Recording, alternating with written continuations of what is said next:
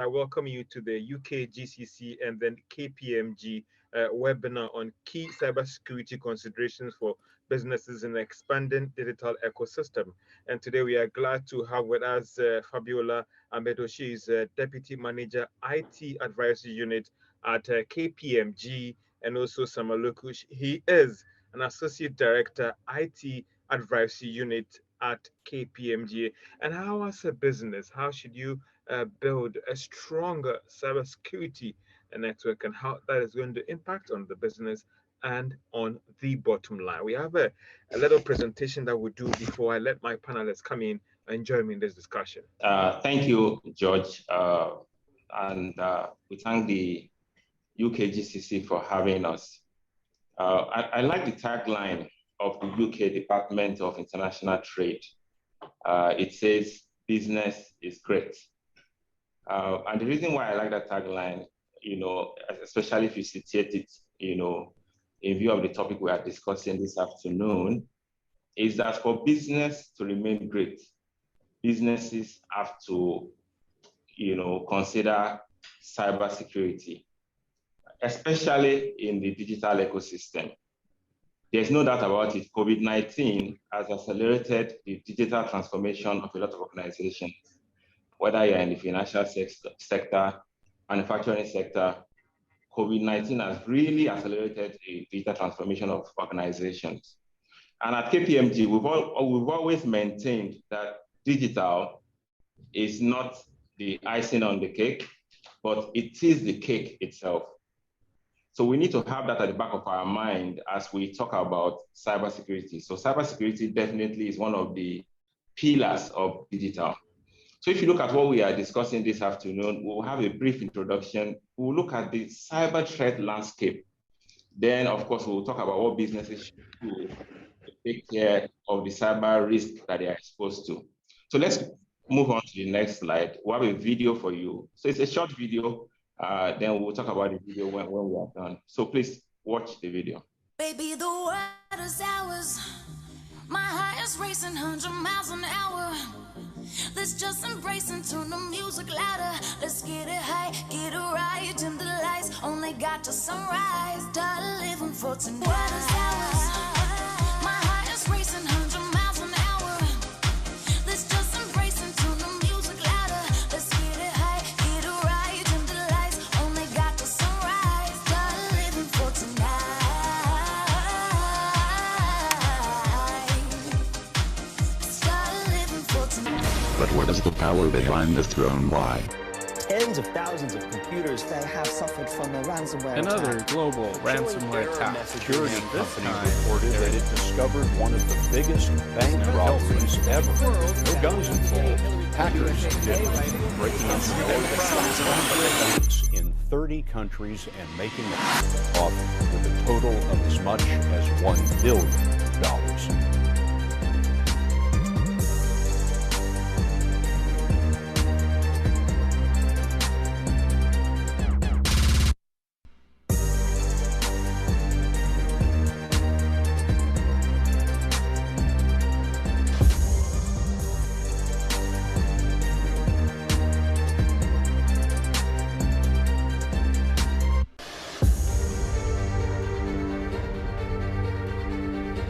Bring the rain.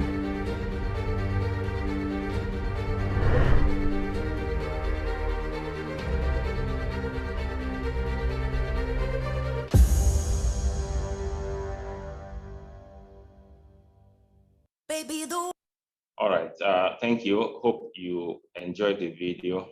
The video clearly shows us that cybercrime attacks businesses. And the figure in the video is an old one. I'm sure you saw 450, the cost of cybercrime being about $450 billion worldwide in the video. But just let's take a look at this slide to appreciate what we are dealing with here. Unfortunately, cybercrime hit $1 trillion in 2020. You recall that, of course, 2020 is, COVID really hit strongly in 2020. Before COVID, FBI mentioned that they got at least 1,000 cybercrime complaints on a daily basis. But after COVID hit, it increased to 3,000 to 4,000 complaints on a daily basis. And we can see that in the figures here, 1 trillion, the recorded cost of cybercrime in 2020. But take a look at the projections. So in 2025, we are even looking at 10 trillion. So cybercrime is growing at an astronomical rate. That's a source of worry to businesses. And if you look at on the right side of the slide, it also gives us some additional information on the average cost of cybercrime, which is over $3 million. Then another worrying fact is that it took over 200 days to detect breaches. So for companies that were hacked, it took them even over 6 months before they realized that they were hacked. And that's also something we need to consider. So let's go to the next slide to appreciate the fact that cybercrime has really been a source of worry to businesses. So if you look at the next slide, I don't know if it's coming up on your screen, but the next slide gives us it's an excerpt of the KPMG 2021 CEO report. So every year, KPMG does this CEO survey where we ask top CEOs globally, including Africa, what their stay awake issues are. Consistently in the last couple of years, cybercrime, cybersecurity has been top 5. And you would also observe that in 2021, which is the latest KPMG global annual CEO report, cybersecurity is #1 stay awake issues. I mean, this is not KPMG saying it, but this is what CEOs globally are saying is their #1 stay awake issue. So it's something that we really need to address as businesses. So I will get Fabiola, my colleague, to take us through some of the threats that we're exposed to, while I will come back later to talk about what businesses can do to address these threats. So Fab, please go ahead. All right, so on this slide, we present to you a number of cybersecurity breaches that have occurred globally from a timeline of 2016 through to 2022. So notable amongst them is the Central Bank of Bangladesh SWIFT hack.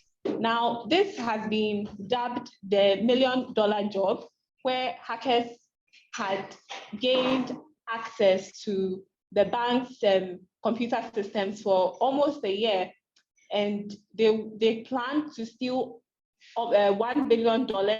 However, their attempts were curtailed, but then they were able to make away with $81 million. Now, in 2020, we have the SolarWinds software supply chain attack, in which a group of Russian hackers gained access to several organization systems. And how this happened was that SolarWinds is an IT monitoring software used by several organizations across the world.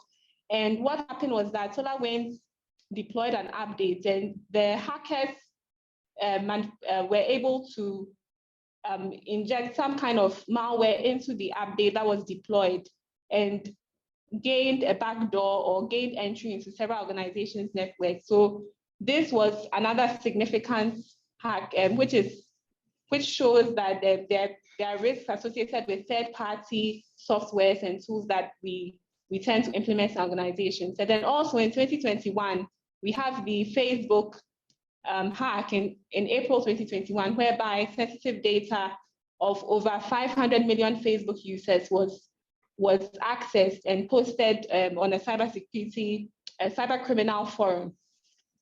Now in 2020, I know for all those of us who are connected to the internet, we know what's been going on. We've been watching the news. We've heard of the Russia-Ukraine war. Now, several governments in Europe and the US have tried to impose sanctions on the Russian government.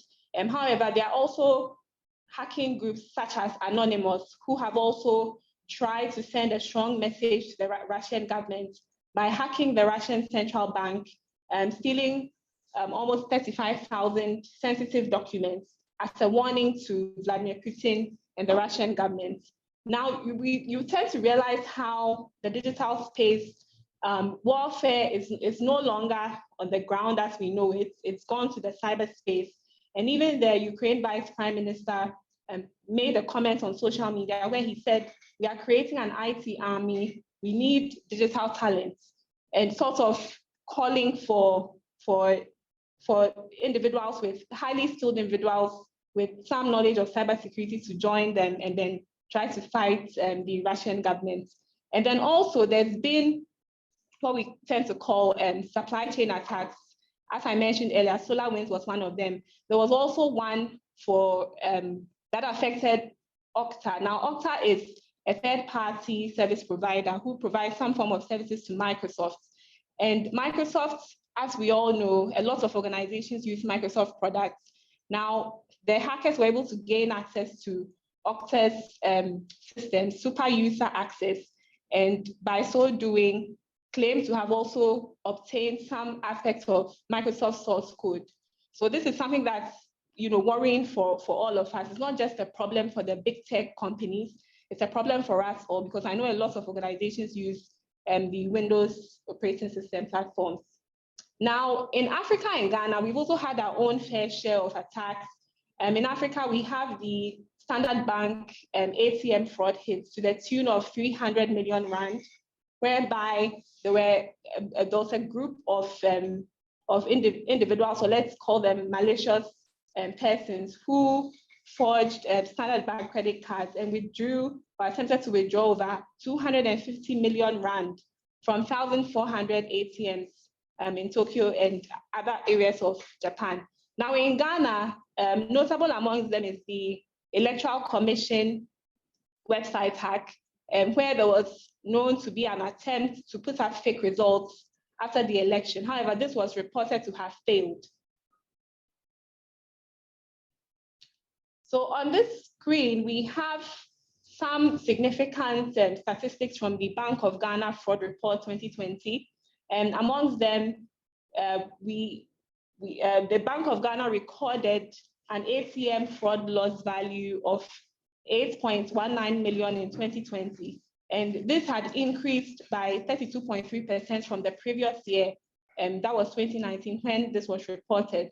Now in 2020, we also tend to see a trend of insider threats, whereby personnel of organizations are involved in cyber hacks or cyber attacks, and liaise with third parties outside the organizations to steal funds from the institution. So insider threat is also another thing that we have to keep an eye out for.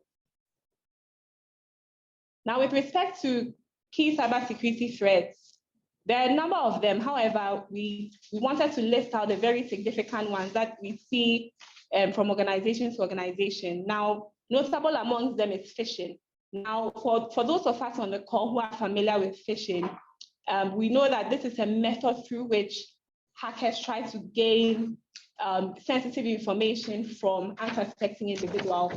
So they usually tend to send an email with a phishing link or some form of attachment, and then the unsuspecting person would click on the link or download it, and their credentials would be harvested when they tend to type them in. In some cases, if it's your internet banking platform, then what the hackers could do is to clone your internet banking site, send you an email pretending to be your bank customer support. And then if you are not careful, you might easily fall for that attack by inputting your username and password, and then they can go into your account and try to transfer funds from your account. And notable amongst them is also the business email compromise, whereby the attackers would tend to spoof the business email accounts of a top person in the organization, say the executive or CEO of the company. And in some cases, they would demand for transfer of funds from one account to the other. So if you're not careful, you might see an email from, let's say, Adelaide at UKGCC.com, requesting for funds to be transferred from, let's say, the finance, or an email sent to the finance manager requesting for funds to be transferred from one account to the other. So in cases where there may not be a culture of awareness, it is very easy to fall for such attacks. Okay, so on our next slide, we're going to do a quick exercise. We're going to have look at a phishing email. And if our viewers are looking closely, and I mean, we could have a few of you come in to answer some of the questions, but on this side, I'd just like to ask who would like to volunteer to identify what is wrong with this email? Is there anything in this email that you think is wrong or is a cause for alarm? Okay, would anyone want to volunteer? Yeah, there's a hand raised, Fabiola. Is that Sarah? Yes. Okay. So I'd like to volunteer. So I can see Netflix, but I'm seeing iTunes, and I'm just wondering, they are not connected. And I don't think an official mail or notice would say your friends at Netflix. I don't know if okay. Yeah, Okay. so that's an interesting one. Okay, thank you. Is there anyone else who has something that they would like to add? Anyone else? Anything interesting you see in this email? George, do you want to try? I think that it doesn't look original for me. It looks a little bit faint, and for me that is a layman's. The text doesn't look original, and normally you see beneath or the last end incorporated or C or something under it, and the address and all the rest. But all those things are not part of this thing. It looks more of like a screenshot stuff for me. Okay. And, Okay. and, So the outlay or the layout of the email is what does it for you. Okay. Fab, I also have a comment from Rosemary online. Rosemary saying there is no credible link connecting to this information. And we also have Evans saying that the date as compared to present may also be a factor. Okay, all right. So thank you all for those interesting contributions. So actually, you're all right. So typically. Then, Fab, lastly, there's Afiz. Afiz says, I think the Netflix logo looks a bit off too. Yes, so you're right. So thank you all for those contributions. So clearly the Netflix logo is not the actual Netflix logo. So if you see the Netflix logo, you see that the text is a bit bolder and it's more curved out beneath at the bottom.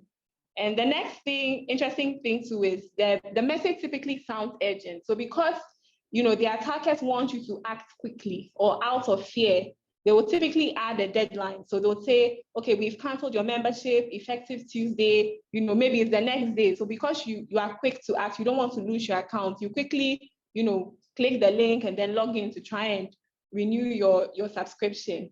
And then also, there's also the case where there are incorrect references. So like Sarah rightly said, she saw iTunes where, we are talking about Netflix. Okay, then lastly, we have fake URLs. So typically it's advised that you should hover your mouse over the URLs that you see in some of these emails that you get. Don't be quick to click on a link. Try to find out more. Perhaps there are other Netflix users that you can find out from them. Don't be quick to click.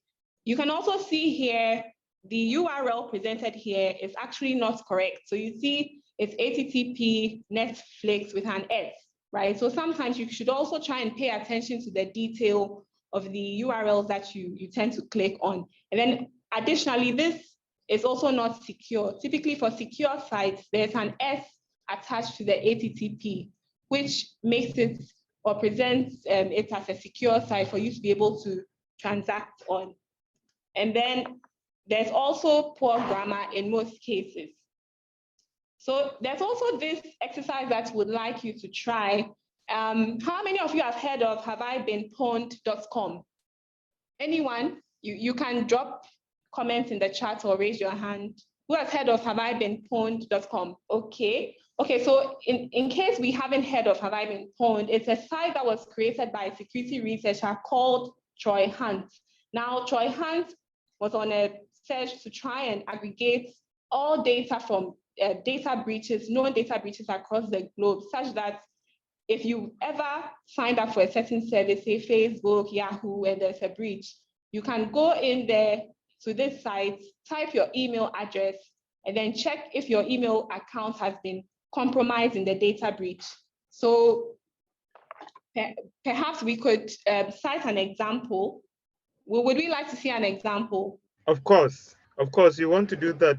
If you can get us one, that will not be bad. Okay, great. So we'll just quickly show an example. So can you see my screen? So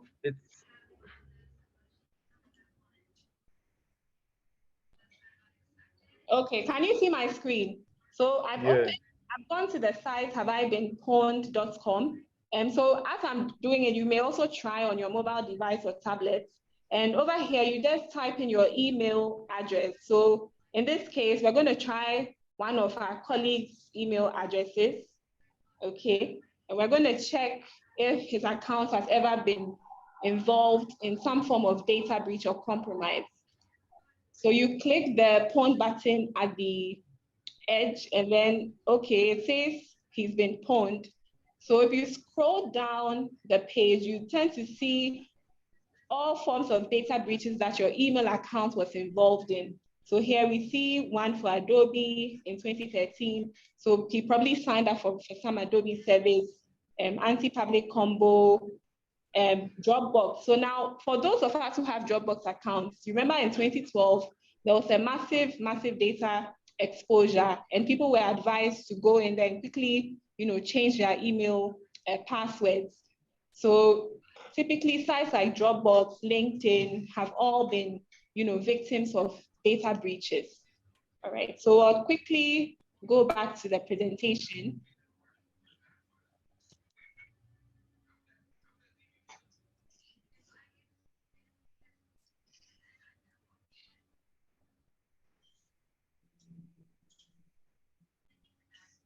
Okay, so on this next slide, we have a video on business email compromise, which gives some more information on what this attack is really about and how you can prevent or protect yourself from it. So let's just quickly watch this. BEC, Business Email Compromise. Business email compromise is when an attacker impersonates the real owner of an email account to defraud the company, its customers, partners, or employees into sending money or sensitive data to the attacker. A BEC scam starts with research. An attacker will sift through publicly available information about your company from your website, press releases, and even social media posts. The attacker might look for the names and official titles of company executives. The attacker will then try to gain access to an executive's email account or create an email with a spoof domain that looks very similar to the original account. For example, the attacker might use john.smith@sample.com instead of john.smith@sample.com. If you do not pay close attention, it is easy to get fooled by these slight differences. While a BEC scam can target anyone in a company, high-level executives and people working in the finance department are the most likely targets. Some of the most common BEC scams are email messages that appears to come from known sources making a legitimate request, like in these examples. The fraudulent invoice scam is when a cybercriminal pretends to be the suppliers requesting fund transfers for payments to an account owned by fraudsters.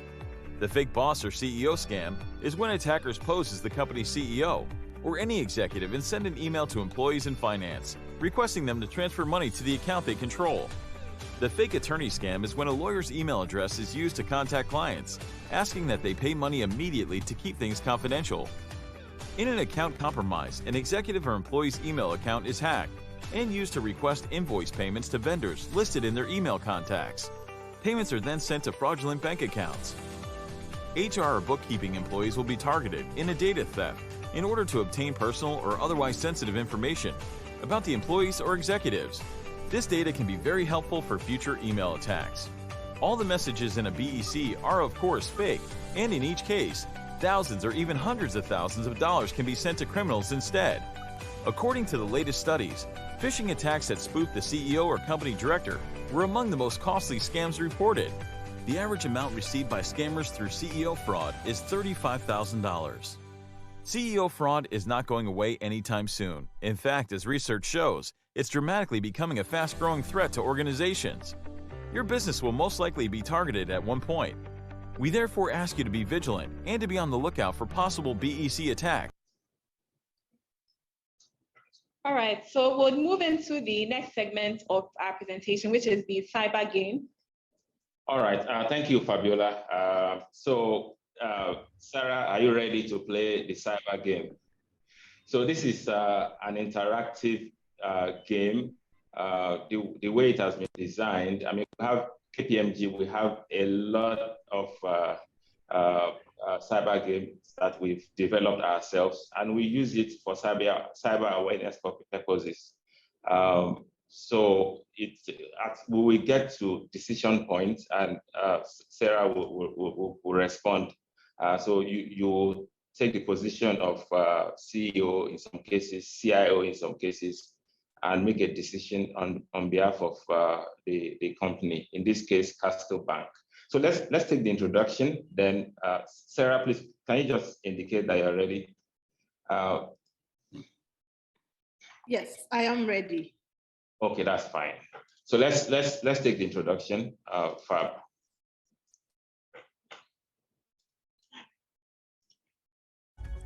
Castle Bank is a bank with its headquarters in Lagos, Nigeria, having 50 branches operating across 10 states of the Federation. The bank has about 3 million customers with market capitalization of 350 billion naira, or approximately $1 billion US. The bank has deployed several digital channels, including ATM, internet banking, and mobile banking.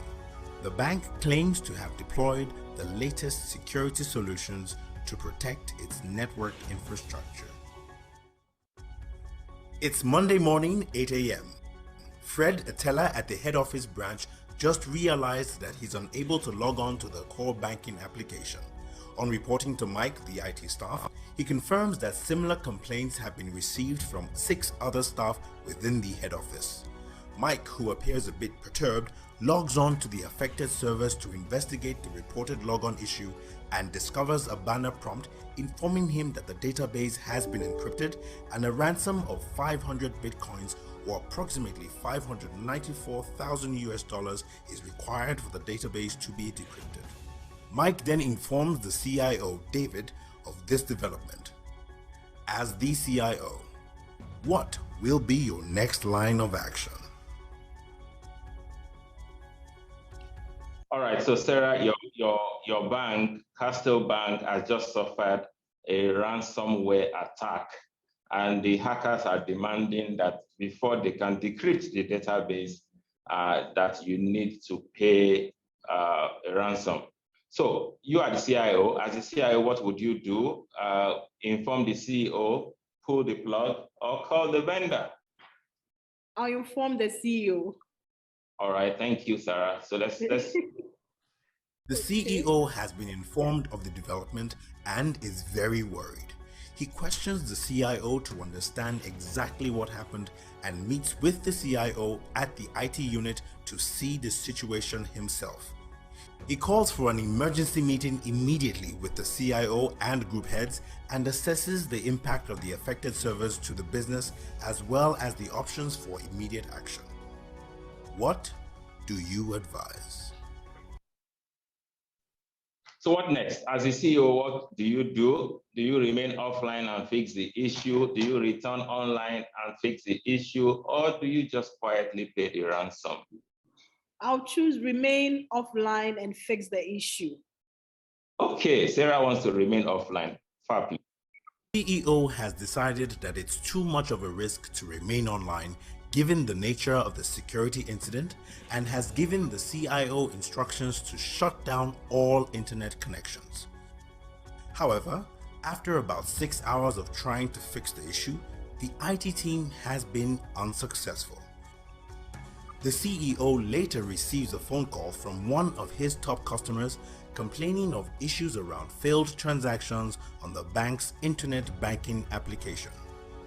As the CEO, what do you do? CEO Sarah, customers Right. are cash madam wants her money. As the CEO, what do you do? Do you remain offline and fix the issue? Do you return online and fix the issue? Or do you just quietly and humbly pay the ransom? I'll remain offline and fix the issue. Okay, please let's pick option one, please. After about 24 hours of attempting to resolve the issue while staying offline, the IT team has been unsuccessful. The CEO has been under a lot of pressure as the bank already has incurred a daily revenue loss of about 150 million naira or 429,000 US dollars. Customers have equally been agitated as they have been unable to perform transactions during this period and are not informed of the incident. Returning online will definitely lead to a spread of the virus, a loss of about 2,000 additional files, and an increase in ransom by 100 bitcoins or approximately 119,000 US dollars, as the attacker had already warned of this consequence should they go offline. As the CEO, what do you do?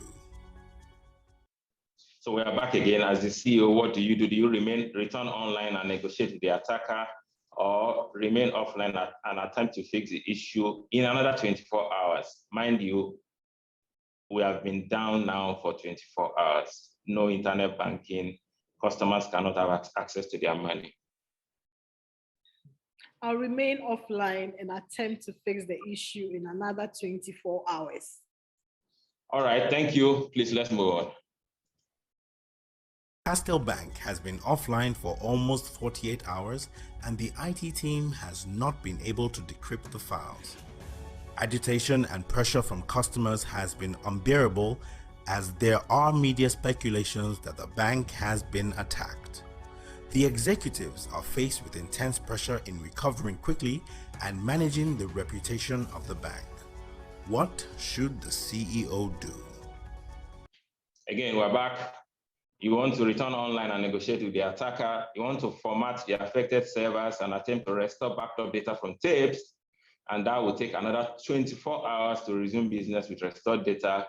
Or do you want to call a press conference and inform multimedia group? At this point, I think I'll call for a press conference. Okay, you want to call for a press conference? Okay, select option 3.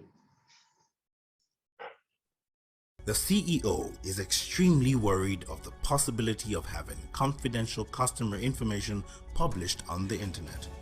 He immediately calls for an urgent meeting with the head of the legal unit and the head of corporate communications and decides that it's imperative to have an urgent press conference to brief the public of the incident.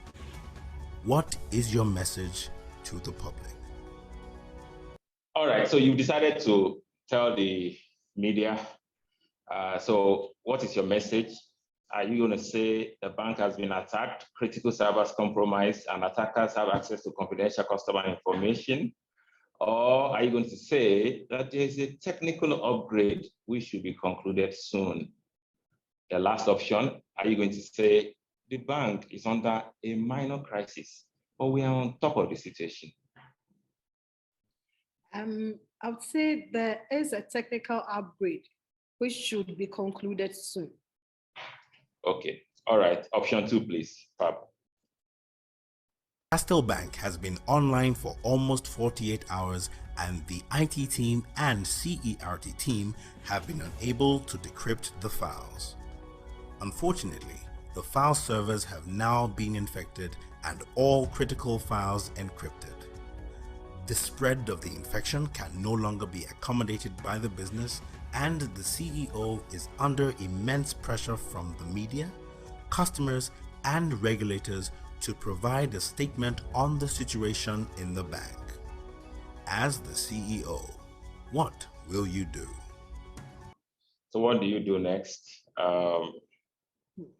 The options are two options: pay the ransom or format all affected servers and attempt to restore backup tapes. And that will also take another 24 hours. So you're back to where you were a few steps. I think at this point, you would have to format all affected servers and attempt to restore the data from backup tapes. All right, so option 2, please. Backup tapes have been retrieved from the off-site storage vault, and the IT team has spent several hours formatting and restoring the affected servers. The CIO informs the CEO that service has been restored and everyone is relieved. The business is gradually returning to normalcy. What do you recommend the management do next? So finally, the business is back. What do you recommend that management should do next? Should they set up a committee to investigate and ascertain the identity of the attacker? Should they carry out investigation and root cause analysis of the flaw that led to the incident? Or should they just move on to business as usual? Right, I'll take option 2, to carry out investigation and root cause analysis of the flaw that led to the incident. All right, thank you. Option 2, please.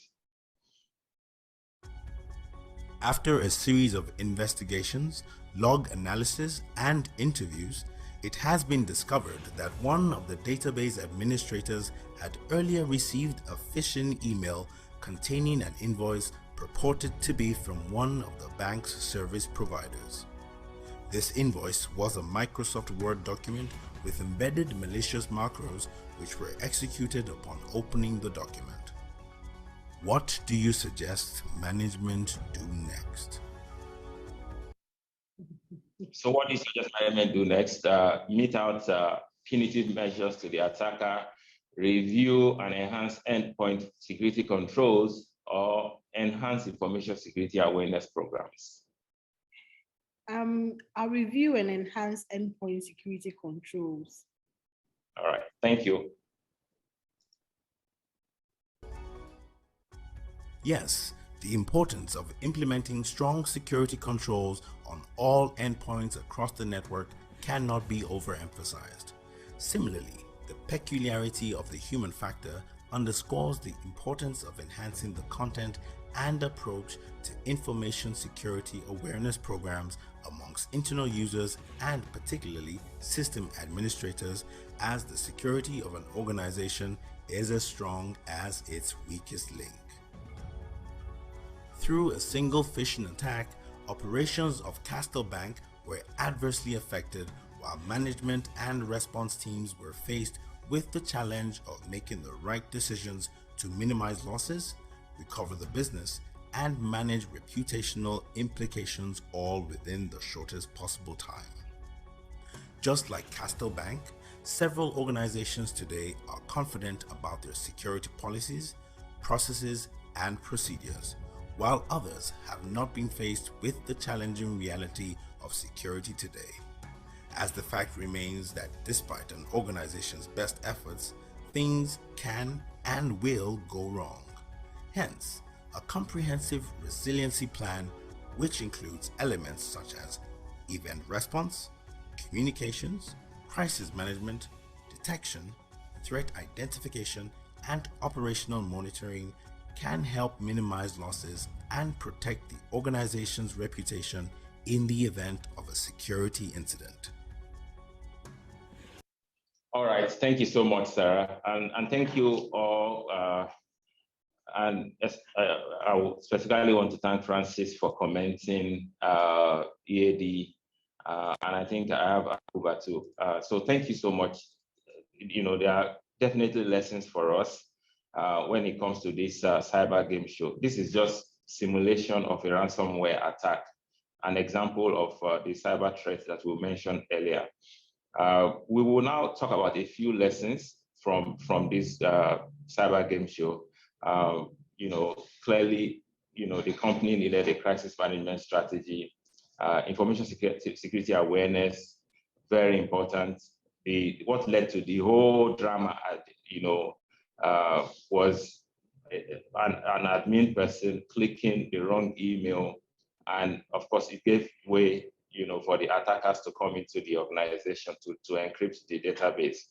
So what we will do next in the next couple of minutes is to look at key cybersecurity considerations for businesses. We'll just talk briefly about these considerations. Fab, let's move on to the next slide. And of course, we will now bring on some of the lessons even in this cyber game show. So there are a few things that you are seeing. The slide is okay. Oh, it's fine. It's fine. So I'm sure you are seeing the slide now. Just looking at it, some of the things businesses can do. We will not talk about everything because of our time, but very important is the awareness culture in the organization. In cybersecurity, we say that you are as strong as your weakest link. But unfortunately, most times, the weakest link is that human element. So you can invest millions of dollars, millions of pounds in buying security tools. But if you don't ensure that your staff are well trained and are information security aware, then at the end of the day, they will even give out the password to some of these tools or even give out passwords to some of your key servers. And having done this for decades as KPMG, I mean, we've done vulnerability assessment and penetration testing for a lot of organizations globally and of course across Africa, in Ghana, and across different parts of Africa. And some of the things we've seen, which I will share with you as part of some of the pen testing that we've done. We also do social engineering, where in some cases we try to check if this staff of these organizations are information security aware. And sometimes what you find out is that, in fact, in most cases, this social engineering efforts succeed, which shows that there is a need to really focus on the human element. And I'll give you an example. There was one situation where we had, so for a financial institution, for example, some financial institution may have up to like 40 servers. So we have gained access to one server, right? One server, then 39 to go. So that server that we are gaining access to, that, so now thinking about how we'll gain access to the other servers, we search for the word password on that server. So password on that server. So we usually use password, keyword. And when we search keyword, a file came up on that server. It may surprise you that one of the administrators, because these administrators, they administer several servers. He had saved a file on that server that shows password to server 2, password to server 3, password to server 4. So at the end of the day, almost all the remaining 39 servers, we didn't need to stress ourselves any longer, because someone just gave us the password to the other critical servers. And so when we talk about awareness, most times we quickly think about the users, the end users. They are the ones that they need information security training. But even the administrators need information security training. It should be an organization-wide thing, including executives. They all need to be trained, so that at the end of the day, even if we're investing in information security, it really helps to protect the organization. And I will talk about another point, which is identity and access management. And that's a very critical point, because as various organizations, no matter the sector we are using different business applications. We have our network, we have databases that we have, and all these people need to have access to them for one reason or the other. So how do you manage identity and access management across the organization? That's extremely critical. User management, password policies, very critical. And I'll give you another experience from the past where, we have successfully, dumped the password hashes. We call it the password in the state where it's encrypted, we call it password hashes. So we have successfully, dumped the password hashes. We had access to the password hashes. And at that point, we said, okay, you now need to load it in another software to crack the password. we were so shocked that it took, typically, if you have a strong password, then it takes maybe sometimes hours, it takes days before the password cracker can crack the password. But in this case, for a very critical organization, it took less than a second. Immediately, we loaded it and started the cracking. The password was already out. And guess what the password was? The password was Jesus. Jesus. That was the password of, the internet banking server. I mean, this happened many years ago. Password of the internet banking server of a bank, of a financial institution. Well, no amount of prayers can help to secure, our organizations or the internet banking server of a bank from hackers if we don't have proper security configurations. So I mean, these are serious issues that if we don't address, it exposes our various organizations. I will quickly talk about third-party risk management, and Fabiola, we'll talk a little bit about age of remote working. So third-party risk management, if you look at a lot of the hacks, even Fabiola mentioned, organizations these days have a lot of third parties that they deal with. And it will shock you that okay, let me give you an example. For Target is a US retail company, very big one for that matter. They got hacked a few years back.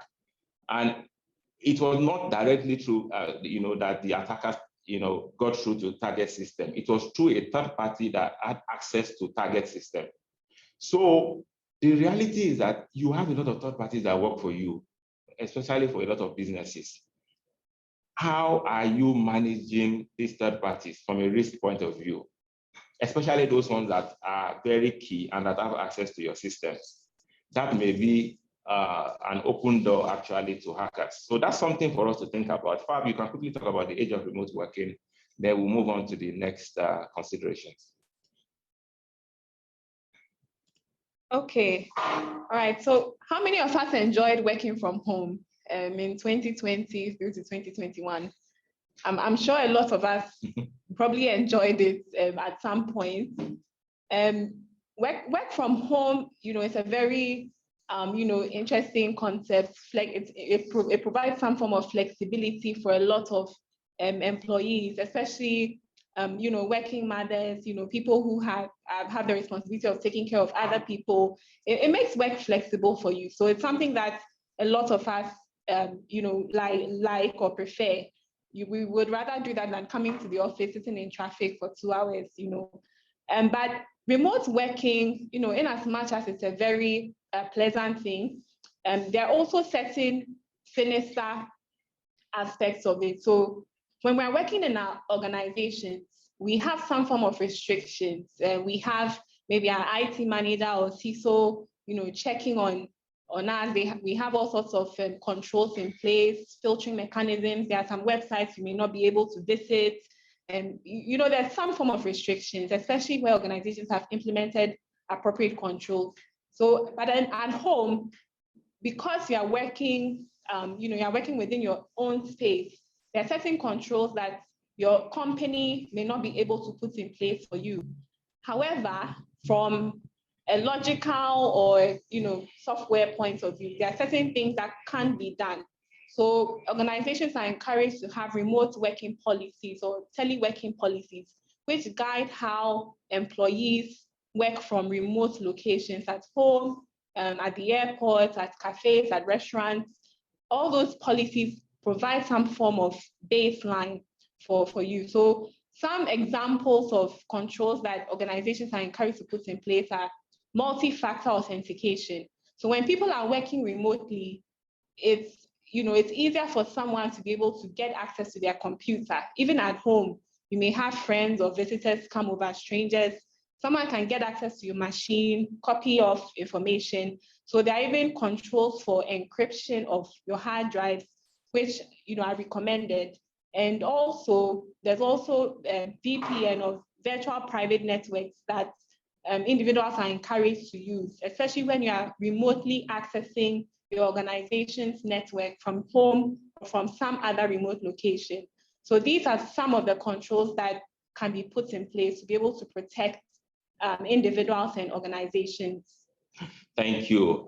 Francis, also, that your point is also spot on. USB restrictions, yes, that's another thing that organizations can do to manage access to the organization's data when people are working remotely. So let's move on to the next slide, just to take a look at a few other things, misconceptions when it comes to cybersecurity that we need to have in mind. We have to achieve 100% security. Well, that's also a misconception. Because it's neither feasible nor the appropriate goal. The most important thing for us to do is to put effective security policies and solutions in place. The other one I want to talk about is the last one. Okay, maybe the second one. So when we invest in best-in-class technical tools, we are safe. I mean, from even the discussion thus far, effective cybersecurity is less dependent on technology. Yes, you need to invest in some technology tools. I mean, that's fine. But again, you have to think about awareness, information security awareness for all your staff members, including executives.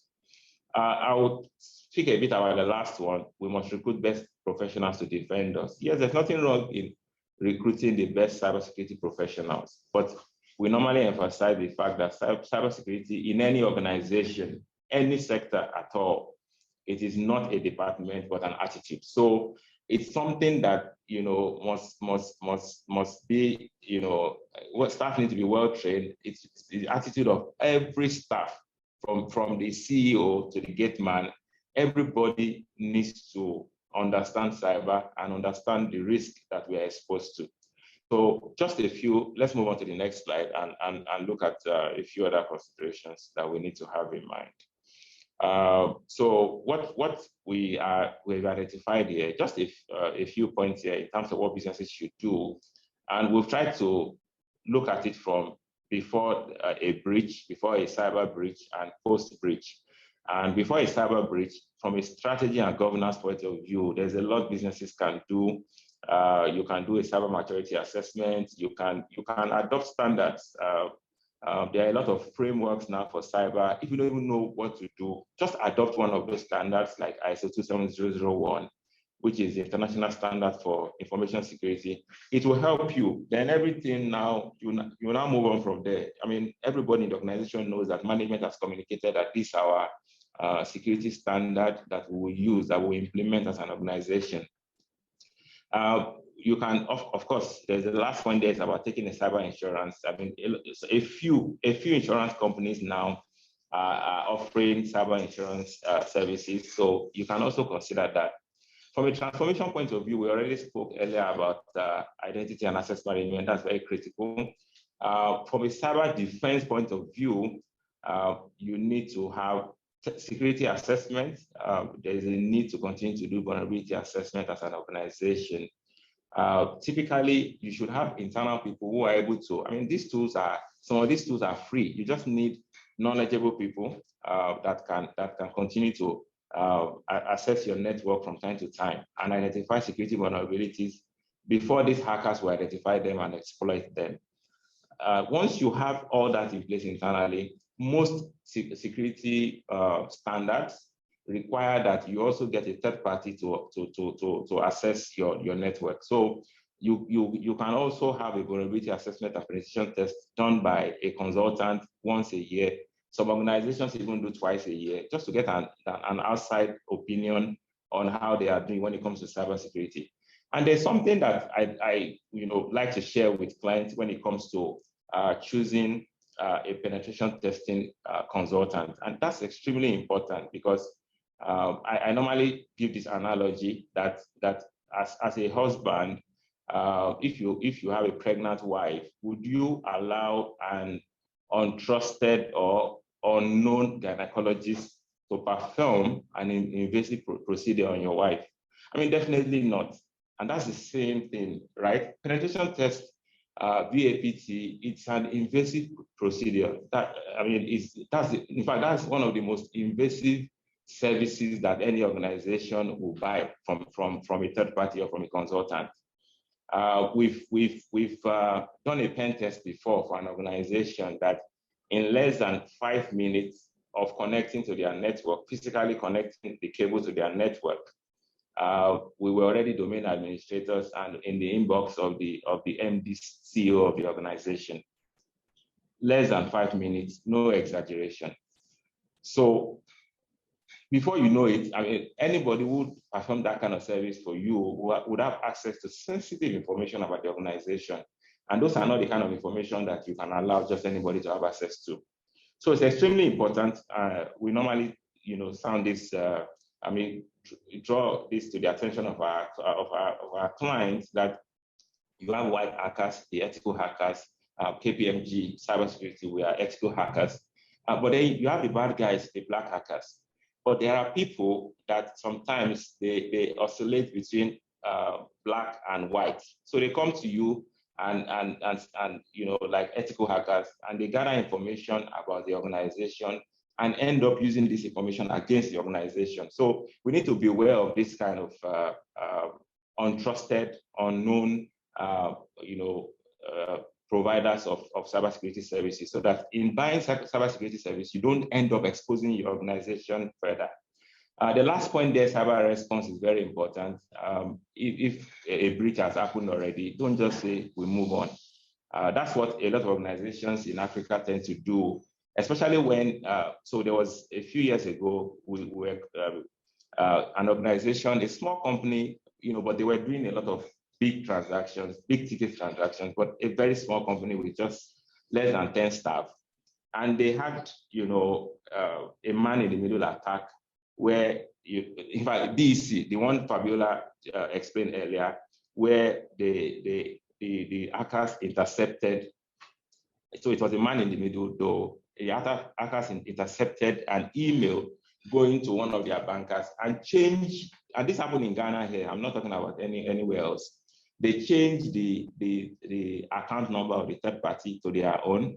So the first tranche of payment, they ended up paying the hackers, right? So the money did not get to the right destination. And it was quite important to analyze and find out what has gone wrong in our process, what has gone wrong from a forensic point of view, so that as you gather this information, it helps to protect the organization in the future. Apart from that, we've also seen cases like that where at the end of the day, in fact, it was one competitor attacking the organization. So one organization attacking their competitor. And the other organization lost money, and they had to do the digital forensic investigation to gather evidence to use in court. So it's important that you do that post-breach analysis to help you. So we'll just, in a few minutes, we'll end to give room for more questions. So let's, to give room for questions rather. So let's go to the next slide. The next slide is now focusing, no, the previous one.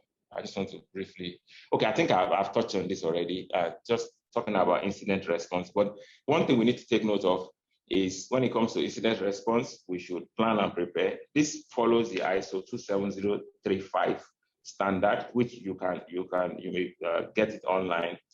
Plan and prepare, detect and reporting, assessment and decision, responses. Then always, maybe a key takeaway from this slide is that always document lessons learned, even if you have incidents.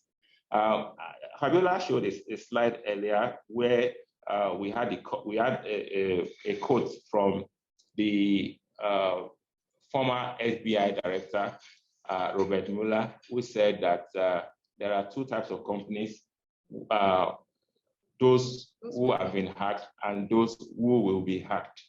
I mean, I like that quote because it just gets me thinking that there are two types of organizations, those who have been hacked and those who will be hacked. So there's no two ways about it. I mean, we will get some cyber breaches. How do we respond? I mean, that's what we are learning here. It will happen, but when it happens, are you ready and how do you respond? So let's go to the final slide so that we can take questions. So the final, I mean, the last one or two slides is just looking at overview of regulatory standards.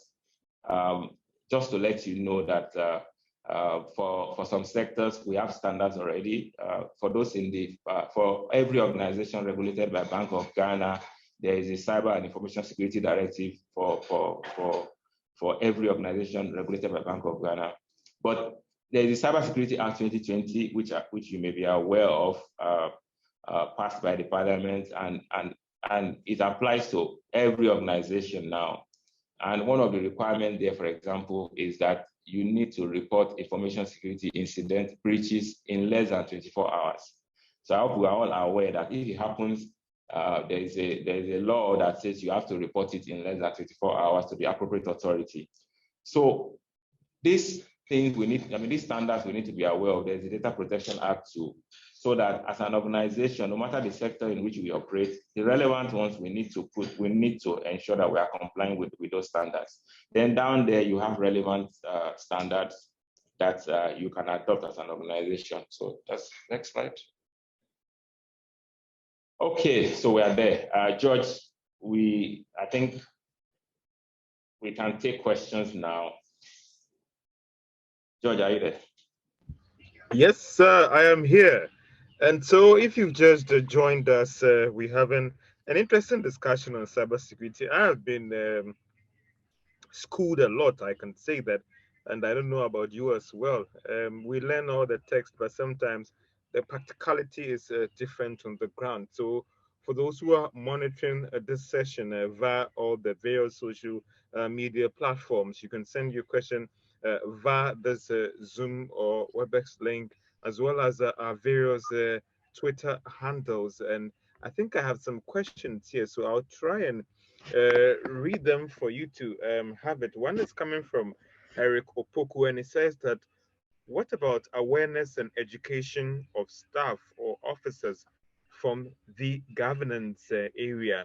And also Hafiz Yakubu says, can I just do one at a time? So let's see whether we can deal with this question from Eric Opoku. He says, what about awareness and education of staff of or officers from the governance area? Anyone will take it, please. Okay, so I'll take that.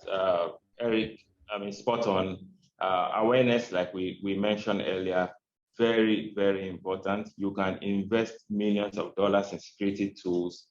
That in itself will not protect you. One, those security tools need to be properly configured to protect the organization. Then staff needs to be well trained. Like I mentioned, we've done all social engineering tests.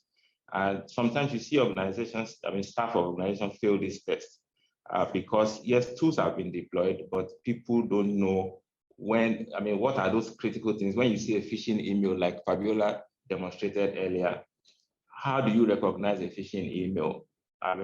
So that you don't fall for it and click it and then open a backdoor for the hackers to come into your organization. These things we need to teach our staff, we need to teach administrators, we need to even educate executives on these things so that the organization can be properly protected. So spot on, Eric, thanks for that point. Education and awareness is extremely important. Have been our speakers, and just to remind you that also Mrs. Fabiola Amedo, she is the Deputy Manager IT Advisory at KPMG, and also Mr. Samaluku, he is the Associate Director at KPMG as they walk us through cybersecurity and how you can take it more serious because of the impact on your bottom line, reputation of your business, and how you can go about it. Let's also take another question from Hafiz Yakubu, and it says, can you kindly go back to the slide on the recent cybersecurity breaches in Ghana and Africa? The content was very blurred. Then I didn't see or get it. I don't know. So if I can run through again, it says that, can you kindly go back to the slide on the recent cybersecurity breaches in Ghana and Africa? Here, Hafiz has a question mark, and it says that the content was very blurred. Then, so I didn't get as much of it. I hope I've gotten the question a little bit right, of course. And if you've just joined us, this is the UKGCC KPMG webinar on cyber security. And for our various social media handles. If I can just run through them. On Facebook, it's UK that is Ghana Chamber of Commerce, and also you can follow us there as well. And also on Instagram is UK Ghana Chamber of Commerce, and that is at UKGCC, that is Executive Director. And also on Twitter, we are on UKGCC Accra and UKGCC Executive Director. And you can link us on through all these platforms to send your questions. I think I have another question, and I hope I'm seeing it right. Is there any other way that targets are identified? And this is coming from the chamber. Is there any other way that targets are identified? And is there any other way that companies operate? Sorry, let me take it again. It says, is there a way that targets are identified? That is, and is there another way that companies operate that makes them look good as these targets? If I get it right, I mean, more of the protocols or identified structures to operate as a business so that you can minimize some of these threats and maybe also achieving your target. So any of the speakers, if you want to take that for us as well, please. Okay, so maybe if I understand, George, the question, is there a way targets are identified? As in, is there a way the hackers identify? So in terms of targets, as in clear-cut targets for the companies when it comes to cybersecurity, how do everybody connect to the set targets that this is our cybersecurity policy as a company? Okay. And then more of a buy-in for everyone and more of an achievable target, because there are times that people complain that some of these targets are kind of unrealistic. Okay. So let me you are looking at it from cybersecurity targets that companies want to meet.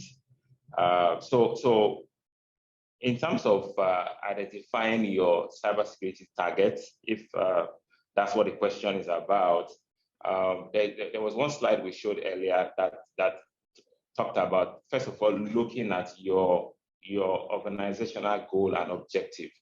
So even cybersecurity should not stand alone.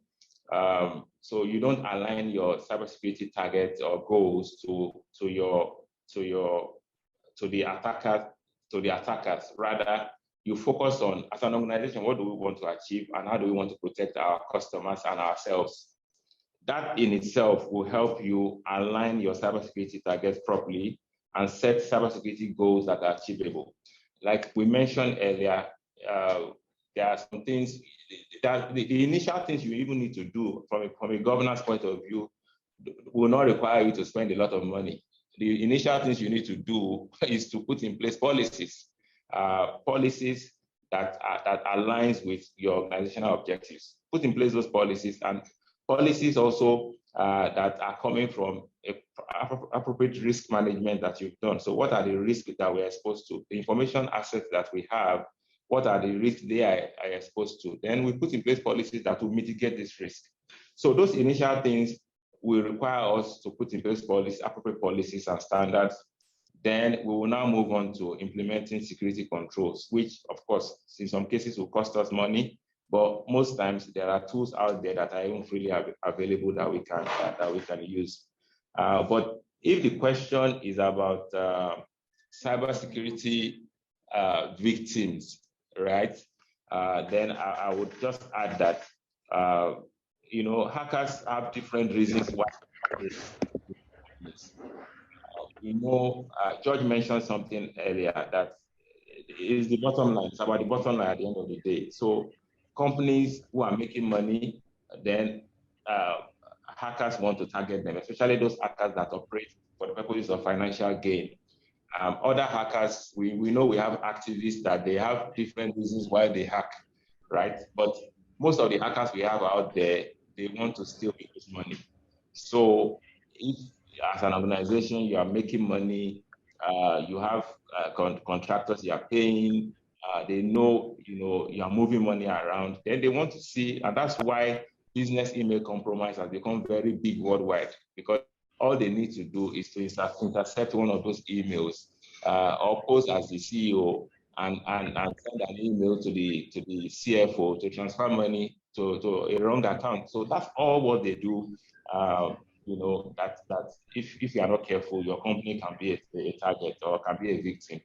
Fabiola, anything? Mr. Luku, before Fabiola comes in, I think there's also some clarity to the question here. So I want to bring that in before Fabiola adds anything. And it says that the clarity to the question is that what do companies do that makes them vulnerable to attacks? Okay, so I mean, I thought as much that, you know, the question was more of what makes them vulnerable. So there are a lot of things that companies do. Like I've said, once you are making money, the hackers are there looking for how to attack your organization. And what they also do is they try to get as much information out there about the company. So even your domain, you know, that you've registered, your website and everything, you've registered with domain registration companies.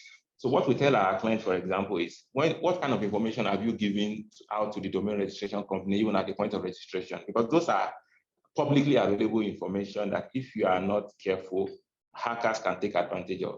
So when they see companies who are lax when it comes to security controls, they are easy targets for hackers, right? They are easy targets for hackers. When they realize that your company, from your website, because these days there are ways they can just analyze your website.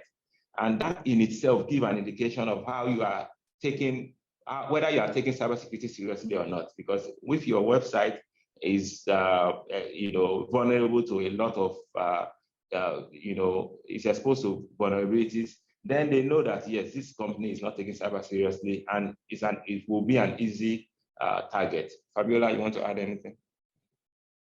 Okay, so what I'd like to add is, like Sam said, there's a lot of information out there. So even with social media, we're in the age of social media where we have people who work with various organizations posting things online.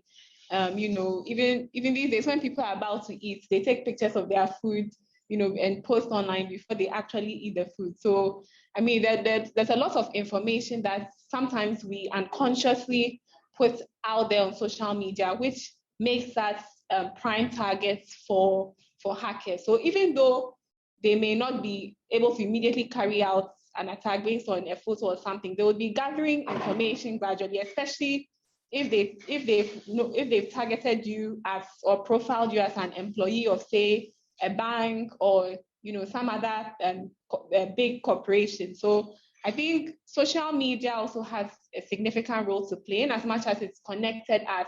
It's made the world a global village. At the same time, it poses, you know, a big threat to our data privacy and confidentiality. All right, thank you, George. Please, you can take over.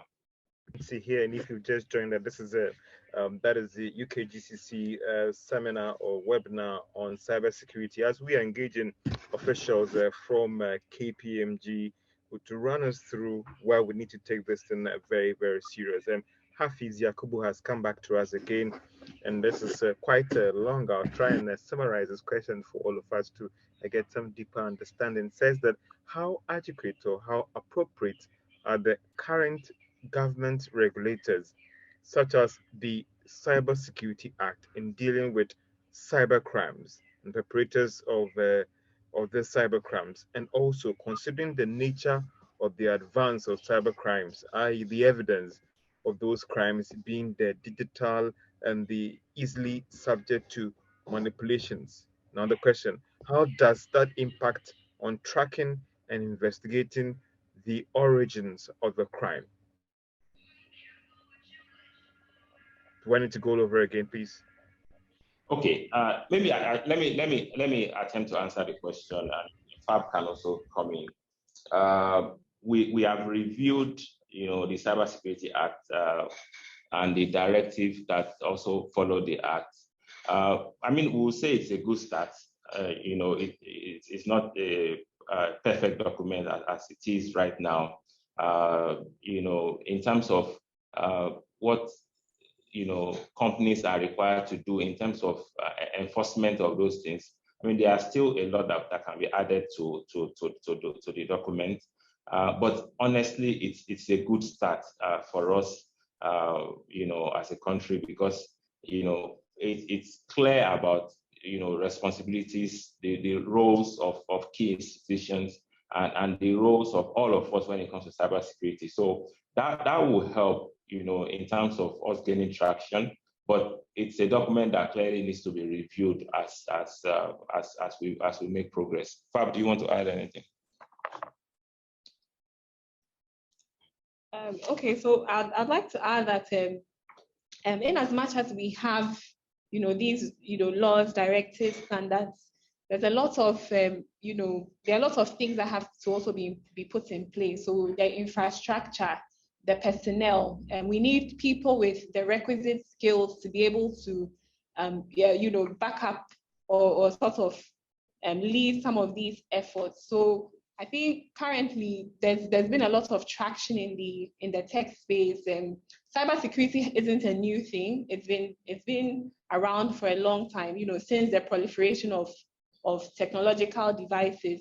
So I'd say that it's not just the government. The government alone cannot, fight cybercrime. It also has to do with it's a concerted effort actually between public organizations, the private sector, individuals. Everyone has to play their part to be able to, reduce the impacts of cybercrime, or curb it altogether. Yeah. Okay. So thanks, Fab. Maybe I should just add that. So currently, the requirements of the acts are being implemented. For example, of course, we have the National Cybersecurity Authority right now, and a lot of the CERT, the Computer Emergency and Response Team, are just being established. So it's really a good start, but we will need to still improve some of the requirements of the Act. George, please. Let me come back to another question again. How do you get the cybersecurity budget right? Often things that are not tangible, there's always a challenge with justification at the budget process. And you guys work in an accounting firm, how you have to sluggle this out in convincing the financial controller, because sometimes these things are not seen.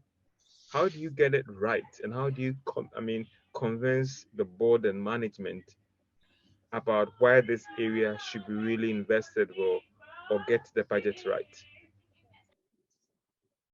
Okay, so I think Fab, you can. I'll give a comment on that, but Fab, you can start. So I think one thing that individuals in that position can do is to sort of give some form of proof of concept, because I remember when this conversation around cybersecurity started, you'd move from organization to organization preaching about cybersecurity, why it's important, but they weren't really seeing the impact, right? So in some cases, what we tended to do, or what some of these people in, let's say, the information security team or IT team would do, is to do some form of proof of concept to actually show management how serious of an issue it is. So this is where you have to be doing your, security assessments and bringing out the risks and the impacts on business, that, on your financials. At the end of the day, it comes down to the bottom line. So how do you communicate the impact of cyber attacks or data breaches on the organization's financials and reputation? So I think to some extent, it's really about finding ways and means to be able to present to management how these things are actually causing a negative or having a toll on the organizational position. Okay, so thank you, Fab. And let me also just add that earlier I mentioned that you need to link your cybersecurity objectives to your business objectives and to the bottom line. The C-level guys, the CEOs, all they understand is bottom line. They understand figures. So in presenting your budget or presenting any cybersecurity initiative to them, I think it's very important that the CISO or whoever it is that's in that position need to tie what is presenting to the bottom line. We've done a lot of board presentations or board awareness sessions, and what we try to do is to make them appreciate how just one cybersecurity incident can possibly even wipe out that balance sheet that you are looking at. So showing them clearly that these are the real risks, showing examples, real life examples of companies that have been attacked, companies that cybersecurity has really affected. I mean, all that helps, like Fab also said, proof of concept, that also helps, demonstrating that these things really work and help us to protect our organizations. All that can contribute to convincing management on the budget for cybersecurity. But one warning that is very important is that we normally say in auditing in general and even cybersecurity that the cost of a control cannot be more than what you're trying to protect. So the people in charge you can't recommend things that are too expensive or that are more expensive than even what we are trying to protect. So that we also need to have in the back of our mind as we propose security spend to management. Interesting. I think time is not on our side, and I would ask Fabiola Amedo to give a round-on words or round-up submissions on this whole cybersecurity discussion and how we should handle things going forward. Okay, thank you, George. So, I mean, like we've said throughout the presentation, and some of the themes that ran through and will continue to run through include things like having a strong information security awareness culture within the organization. It's not a one-time thing. Some people think when you do training, once you've trained the people so they know. No. Sometimes things change, the technology changes, people change, the organization changes. So it has to be a continuous effort. And in some cases, what some organizations have done has been to tie even something that seems as simple as awareness to, their KPIs, key performance indicators, and even bonus in some cases, whereby if you don't do your cybersecurity awareness training, it can affect your performance at the end of the year. So some organizations are actually taking this very, very seriously. And also, there's also the theme of third-party risk management. We need to have a profile the third parties that we engage on a day-to-day. What kinds of policies, what kinds of procedures we have in place to onboard these third parties or suppliers? What kind of information are we sharing with them? What kind of controls have we put in place for remote working for our staff? And how do we position ourselves when there is indeed an incident? From the cyber game, we saw how a ransomware attack turned the bank upside down, right? So we need to find a way to be prepared for situations like that. What kind of resilience measures have we put in place? Business continuity. These are terms that people tend to throw around, but then when it comes down to the practicality of it, you realize that a lot of organizations are found wanting. I think financial institutions have done well or are trying to do their best to comply with the Bank of Ghana cyber information security directives. But then what are the other organizations and other industries doing? How are they also making sure that they are protected against these forms of attacks that could actually happen to any kind of organization? So I think those are the things that we need to think about as we find ourselves in various positions as the IT manager, as information security, as the MD or CEO. How is your organization positioned to ensure that it can adequately fight or ward off the threats from cyber criminals? Thank you. Okay, Sam Aluku, anything for us? All right. Thank you, George. Thank you, Fab. On behalf of KPMG, I would like to say thank you to the UK Ghana Chamber of Commerce for this opportunity. We really appreciate the opportunity to share our views on cybersecurity considerations for businesses in an expanding digital ecosystem. Like we say in KPMG, digital is not the icing on the cake, it is the cake. So as we go digital, one of the pillars of digital transformation is cybersecurity, and we must take it seriously to protect our various organizations and our customers. Thank you. Sam, thank you so much. And that has been, I've done a little over 4 minutes, and I would say we work with time, and I would say I appreciate it so much. So you hear from our two speakers, that is Fabiola Amedo. She is Deputy Managing Director, IT Advisory Unit at KPMG, and Samaluku is also an Associate Director, IT Advisory Unit at KPMG. Just a brief information about them. So Mrs. Fabiola Amedo, she is a uh, Deputy Manager with the IT Advisory Unit at KPMG Risk Consulting Practice. She has been involved in providing technology assurance, IT audit, cybersecurity, security services to varied clients in banking, manufacturing, insurance, payments, shipping, and airline sectors of the economy. Let me also tell you more about Sam Aluko. He is an Associate Director in Information Technology Advisory Services Unit at KPMG, and he's had over 20 years of experience. He has facilitated several trainings in information security, IT audit, payments, and assisted clients in certified against various personal security standards issues. So I would say thank you so much. This has been our discussion on cybersecurity facilitated by the UK Chamber of Commerce that was established in 2016 with support from the UK Department of International Trade as a member based on trade associations to facilitate bilateral trade between UK and Ghana.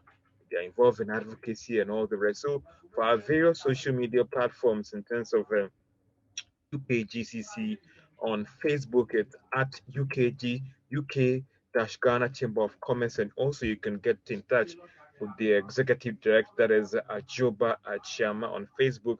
On Instagram, you can also get us on UK underscore Ghana Chamber of Commerce, and also the UKGCC executive director. On Twitter, it's UKGCC Accra, and also UKGCC, the executive director. So on LinkedIn as well, you can contact us on UK Ghana Chamber of Commerce and also UKGCC executive director.